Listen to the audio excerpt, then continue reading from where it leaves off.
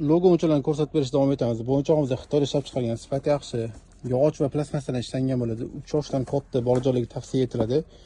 Bu o'yinchog'imizda 12 ta kartasi chiqadi. 24 ta bosqichdan iborat vazifalari bo'ladi. Har bitta vazifasi 2 yulduzchadan 5 yulduzchagacha qiylashib ketadi. O'zini 4 burchak doskasi chiqadi.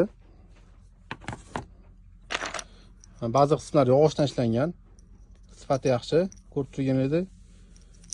Ba'zi qismlari plastmassadan ishlangan bo'ladi.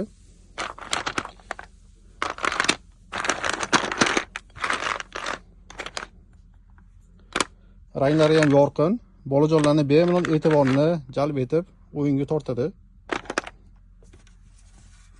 Bu o'yinchog'imizda mana bolajonlarga vazifa qo'yasizlar.